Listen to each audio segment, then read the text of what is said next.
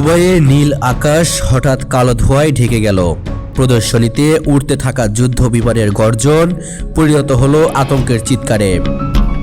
বিশ্বের চোখের সামনে আন্তর্জাতিক অ্যাভিয়েশন মঞ্চে ভারতের গর্ব তেজস যুদ্ধ বিমান এক মুহূর্তেই আগুনের গোলায় পরিণত হলো।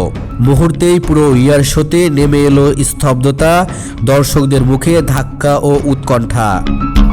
আন্তর্জাতিকভাবে আলোচিত এই দুর্ঘটনা ঘটেছে দুবাই এয়ার শোর তৃতীয় দিনের সকালে।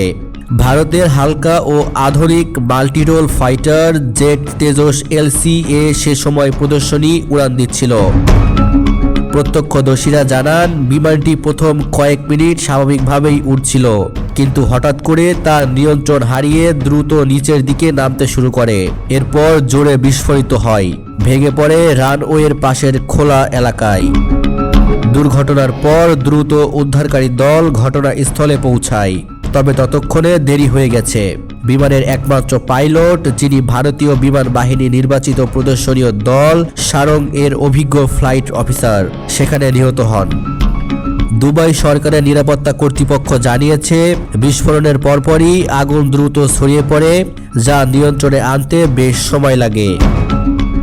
এই ঘটনার পর এয়ার শোতে সাময়িকভাবে সকল উড়ান স্থগিত করা হয়।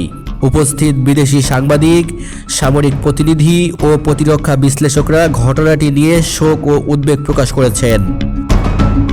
বিশেষ করে ভারতের সামরিক বিমানের নিরাপত্তা মান নিয়ে আবারও প্রশ্ন তুলতে শুরু করেছে বিভিন্ন আন্তর্জাতিক মহল।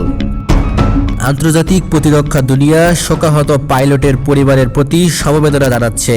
আর ভারতের জন্য এই দুর্ঘটনা কেবল একজন পাইলটের মৃত্যু নয়, বরং তাদের সামরিক বিমান প্রযুক্তির ভবিষ্যৎ ভাবমূর্তির ওপর একটি গুরুতর আঘাত।